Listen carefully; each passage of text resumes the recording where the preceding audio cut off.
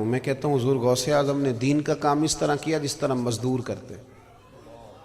اور دیہاتوں میں غریب ہوتے تھے نا مزدور، تو وہ بیچارہ 12 گھنٹے ڈیوٹی کر کے بھی آتا تھا، تو پھر بھی کسی نے مٹی گرائی ہوتی تھی نا تو کہتا تھا میرے ساتھ ٹھیکہ کر لے، میں تیری مٹی بھی اٹھا دیتا ہوں کیونکہ میرے بچے چھوٹے ہیں، مجھے ضرورت ہے. تو 200-400 لے کے نا وہ ذرا دیکھنا ادھر غوث پاک فجر کی نماز کے بعد فقہ کا درس دیتے تھے، ظہر کی نماز کے بعد اصول حدیث پڑھایا کرتے تھے، عصر کی نماز کے بعد حضور غوث اعظم رضی اللہ تعالیٰ عنہ تفسیر پڑھاتے، اور عشاء کی نماز کے بعد ہفتے میں 3 جلسے منعقد کرتے.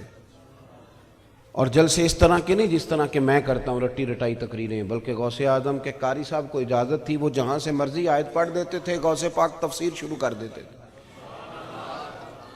اور 200-400-500 لوگ نہیں ہوتے تھے، 70-70 ہزار کا مجمع ہوتا تھا.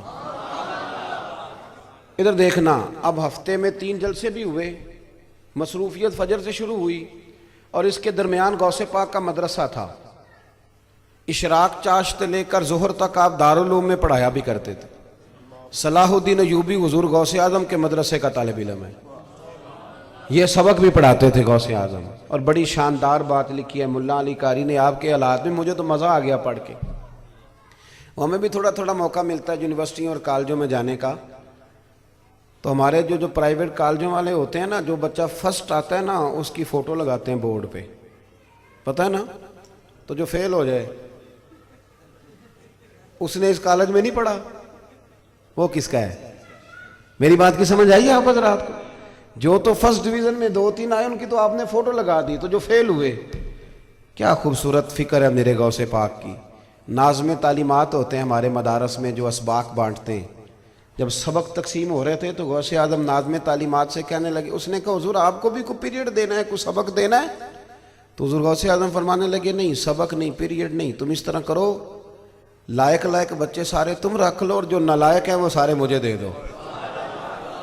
وہ نالائق جو ہے نا، کیا کہا میرے مصطفیٰ کریم نے، شفاعتی لأہل الکبائر من امتی، فرمایا جو بڑے بڑے کبیرہ گناہوں والے ہوں گے قیامت میں میری سفارش کی برکت سے جنت میں جائیں گے. تو نالائق بچے مجھے دے دو. غوث اعظم بچوں کو پڑھاتے، یہ سارے دن کی مصروفیت ہے. سمجھ آ رہی میری بات کی؟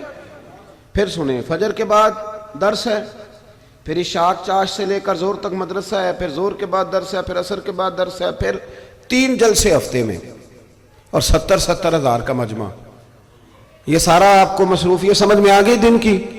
وہ حدیث غوث پاک کو بھی آتی تھی، وہ حدیث غوث پاک کو بھی آتی تھی جو میری طرح کے بندے نے یاد کر لی ہوئی ہے. حدیث غوث پاک کو بھی آتی تھی کہ عالم دینی شاہ پڑھ کے سوئے اور سویرے فجر پڑھ لے، اور عابد ساری رات عبادت کرتا رہے تو درجہ پھر بھی عالم کا زیادہ ہے. یہ حدیث غوث پاک کو بھی آتی تھی، لیکن سارے دن کی مصروفیت گزارتے تھے، جلسہ بھی کرتے تھے، اور جب عشاء ہوتی تھی نا تو وضو کر کے مصلی پہ بیٹھ جاتے تھے، اور پھر فجر تک غوث اعظم نماز ہی پڑھتے رہتے تھے. فجر تک نماز ہی پڑھتے، فجر تک. اپنے گھر والوں سے اجازت لیتے اگر اجازت دینا، اور یہ سنت ہے نبی پاک کی.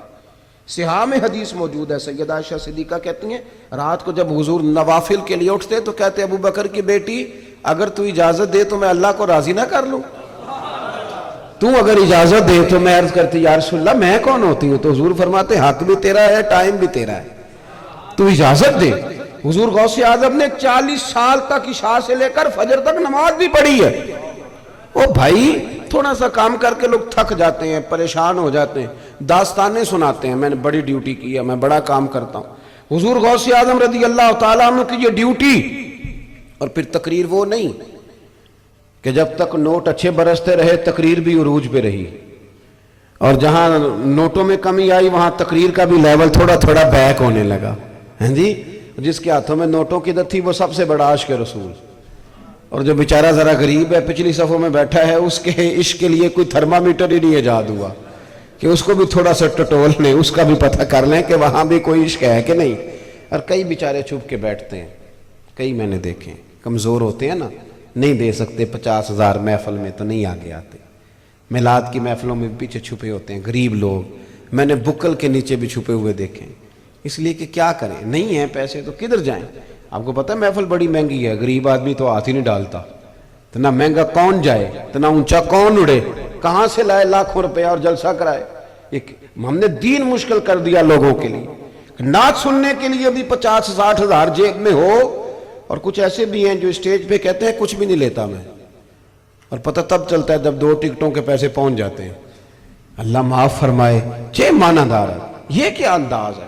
میں نذرانے سے منع نہیں کر رہا, وہ تو حضرت بخاری میں ہے, حضرت عمر فاروق کو حضور نے کچھ دیا تھا تو انہوں نے کہا یا رسول اللہ ضرورت نہیں, تو محبوب علیہ السلام فرمانے لگے جو میں اپنی خوشی سے دوں سمجھ اللہ نے تجھے عطا کیا ہے. یہ تو معاملہ اور ہے, لیکن مطالبات کرنا اور طے کرنا اور چیزوں کو اتنا مشکل کر دینا اور تکلیف دینا, لوگوں کو اذیت میں مبتلا کر دینا, تو عجیب و غریب سا فلسفہ قائم ہو گیا.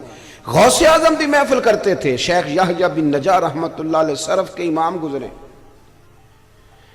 شیخ یحییٰ کہتے ہیں کہ میں ایک دن حضور غوث پاک کی محفل میں گیا تو میں نے عجیب ہی رنگ دیکھا. تقریر ختم ہوئی تو 15 بندے ادھر سے اٹھ کے کھڑے ہو گئے, حضور ہم بے نمازی تھے, آج کے بعد پکی توبہ کرتے. 50 ادھر سے کھڑے ہو گئے, حضور نافرمان تھے, رشتے توڑنے والے تھے, آج کے بعد توبہ. 10 ادھر سے کھڑے ہو گئے.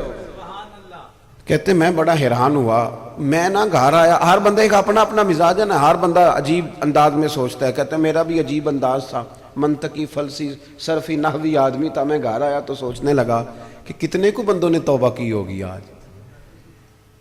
دیکھو نا کتنی شاندار بات ہے. ہماری محفلوں میں نوٹ گنے جاتے ہیں, وہ یہ گن رہے ہیں کہ توبہ کتنے کرتے ہیں. فرمانے لگے کہ میں نا سوچنے لگا کتنے کے بندوں نے توبہ کی ہوگی. پھر میرے دل میں خیال آیا کہ یہ پریشانی والی کیا بات ہے, کل جائیں گے تو گن لیں گے.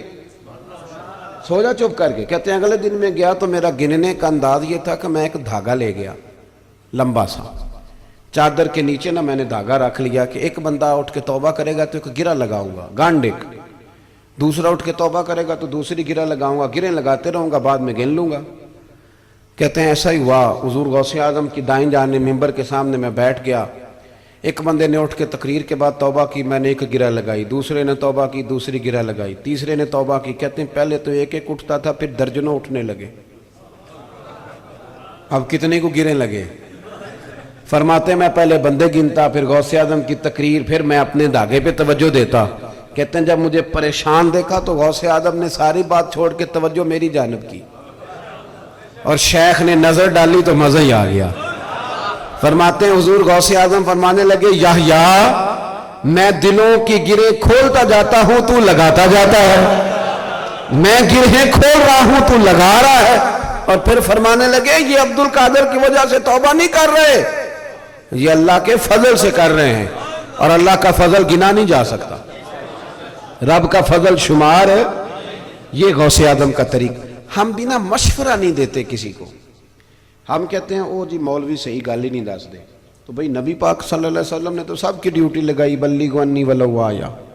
تو آپ بتا دیں صحیح بات, کتنے لوگوں کو مسجد میں لائے ہو, نمازی کتنوں کو بنایا ہے, کتنے لوگوں کو کہا یار ایک پروگرام نہ بنائیں کہ شام کو کسی قاری صاحب کے پاس بیٹھیں قرآن پاک ٹھیک کر لیں. کتنے یاروں کو ہم نے ڈرائیونگ سکھائی ہے, لیکن کسی کو قرآن بھی تو سکھا دینا چاہیے تھا نا. کتنے ہیں جنہیں واٹس ایپ چلانا ہم نے سکھایا ہے, تو کسی کو رسول اللہ کی نعت بھی سکھا دینی چاہیے تھی. یہ فریضہ سر انجام دیں نا, اس طرف بھی تو لوگوں کا رجحان لائیں نا.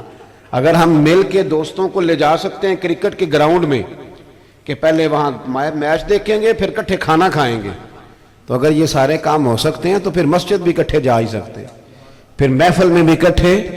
تیسرا پہلو حضور غوث اعظم کی زندگی کا بیان کر کے میں بات سمیٹتا ہوں. غوث اعظم میں نا غریب پروری بہت زیادہ تھی. غریب کا نا استحصال اس طرح کا ہوا ہے کہ غریب نے بھی کئی جگہوں پہ وقار رکھنا اپنا چھوڑ دیا, کیونکہ وہ سمجھتا ہے شاید میں تیسرے درجے کا کوئی انسان ہوں. اس لیے کہ ہم نے غریب کو پیسے تو دیے ہیں, مدد تو کی ہے, پر اس کو عزت نہیں دی, وقار نہیں دیا. تو معاشرے میں بہت سارے لوگ ایسے ہیں جنہوں نے سمجھا ہے کہ ہم اس معاشرے کا حصہ ہی نہیں, بالکل کٹ گئے. اور کچھ لوگوں کے بارے میں ان کے دلوں میں نفرت آ گئی. دیکھیں نا, جب صرف ڈیزائن کی خاطر کپڑے بدلے جائیں, ہمارے کپڑے اب پرانے نہیں ہوتے, اب ڈیزائن بدل جاتا ہے. پہلے کپڑے پرانے ہوتے تھے, اب ڈیزائن بدلتا ہے. جب ڈیزائن کی خاطر کپڑے بدلے جائیں اور پڑوسی کی بیوی روز 6-7 شاپر بازار لے کے جائے اور لے کے آئے, اور ساتھ والے گھر میں بالکل بوڑھی اماں لیٹی ہو اور اس کے پاس شوگر کی دوائی کے پیسے ہی نہ ہوں, پھر نفرتیں پروان چڑھتی، جو تنگ آتے ہیں وہ جنگ کرتے، پھر حالات خراب ہوتے ہیں۔ حضور غوث پاک رضی اللہ تعالیٰ عنہ نے نا اس بات کا بہت سختی کے ساتھ خیال رکھا، بڑی سختی کے ساتھ۔